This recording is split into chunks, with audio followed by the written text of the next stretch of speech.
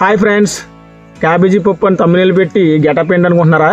Pawan Kalyan cinema తమ్ముడు సినిమాలోని వయ్యారి బామాని హంస నడక అనే పాటకి రీల్ చేద్దామని వచ్చానండి.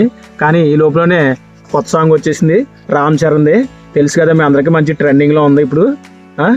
చికిరి చికిరి అనే దానికి ఈ గెటప్లో బాబాయ్ అబ్బాయితో కలిసి ఫ్యాన్స్ అందరూ రోజులు ఎక్కుతారని చెప్పేసి ఇలా డ్యాన్స్ వేద్దామని చెప్పి వచ్చానండి. మనం దీని మీద ఎక్కేసి మంచి చికిరి చికిరి సాంగ్ చేసేద్దాం అనుకున్నానండి. అమ్మా, ఇలాగేలాగా చికిరి చికిరి మన వల్ల కాదు, స్టార్స్తో మనం ఎక్కడ చేయగలం. అందుకని మనం ఏంటి, మన స్టైల్ ఏంటి, వంటలు వండుకోరా, నువ్వు పప్పు వండుకోరా, చారు చేసుకోరా అని అనిపించిందండి. ఈ చికిరీలు మనం ఎక్కడ చేయగలమండి, వాళ్ళంటే పెద్ద పెద్ద స్టార్స్.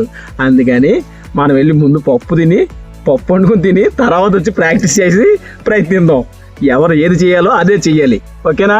హాయ్ ఫ్రెండ్స్, ఒక 100 గ్రాముల పెసరపప్పు క్యాబేజీతో వండడానికి నేను ఇంగ్రీడియంట్స్ ఏం పడతాయో మొత్తం అన్ని మీకు ఎక్స్ప్లెయిన్ చేస్తున్నానండి. ఒక 100 గ్రాముల పెసరపప్పు, ఒక 100 గ్రాముల క్యాబేజీ, ఒక 4 పచ్చిమిరపకాయలు, పెద్ద ఉల్లిపాయలో సగం పచ్చి ఉల్లిపాయ, ఒక 7-8 వరకు ఎండుమిర్చి అండి. మెయిన్ ఇంపార్టెంట్ ఇవేనండి. ఎండుమిరపకాయలు ఎక్కువ వేసుకుని కరివేపాకు ఎక్కువ వేసుకుంటేనే తాలింపుకి మంచి టేస్ట్, మంచి రుచి వస్తుందండి. అలాగే చాలామంది కరివేపాకు 1-2 రెమ్మలే వేసుకుంటారు, ఇవి కూడా 7-8 రెమ్మలు వేసుకోవాలండి. అలాగే ఒక చిన్న సైజు వెల్లుల్లిపాయ, ఒక 1/2 స్పూన్ కారం, 1 టీ స్పూన్ పసుపు, 1 స్పూన్ సాల్ట్ అండి. ఇవేనండి మెయిన్. ఫ్రెండ్స్, ఒకసారి పప్పు అంతా కడుక్కున్నానండి. మిగతావన్నీ ముక్కల కింద కోసుకున్నాను, చూస్తున్నారు కదా ఫ్రెండ్స్.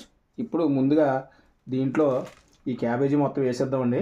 ఈ క్యాబేజీ, ఈ పచ్చిమిర్చి, ఈ ఆనియన్స్ ముక్కలు ఏమండి, మొత్తం ఈ సాల్టు, పసుపు, కారం కూడా వేసేద్దామండి. వేసి కొద్దిగా వాటర్ వేసుకుని స్టవ్ మీద పెట్టి ఉడికించుకుందామండి. ఆ తర్వాత మిగిలినవి ఇవి తాలింపులో వేసుకోవడం చూపిస్తానండి మీకు.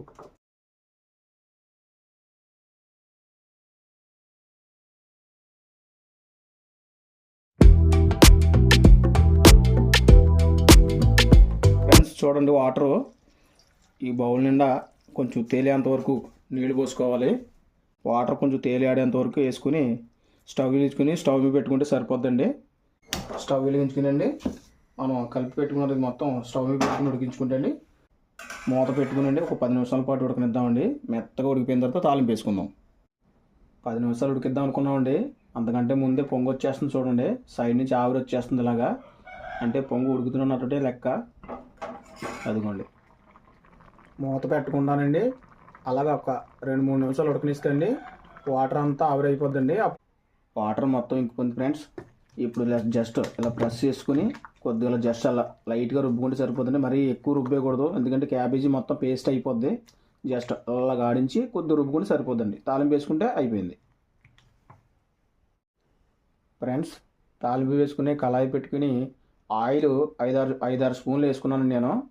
ఎందుకంటే పప్పులో ఆయిల్ ఎక్కువ ఉంటేనే మంచి టేస్ట్ వస్తుందండి. పప్పు మీద తేలిపోవాలి ఆయిల్, అలా అయితేనే మంచి టేస్ట్ వస్తుందండి. ముందుగా మనం చితక్కొట్టు పెట్టుకున్నటువంటి వెల్లుల్లి రెమ్మలు వేసుకుందామండి దీంట్లో. ఫ్రెండ్స్, వెల్లుల్లిపాయలు వేగుతున్నాయి కదండి. అలాగే దీంట్లో మనం తుడిచిపెట్టుకున్నటువంటి ఎండుమిరపకాయలు కూడా వేసుకోవాలండి.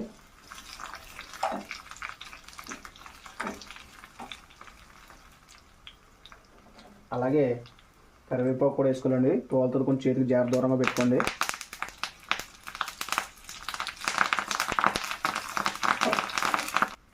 ఫ్రెండ్స్, చివరిగా పప్పు చాలామందికి అరగదు, అందుకని ఒక 1/2 స్పూన్ జీలకర్ర వేసుకుంటున్నానండి.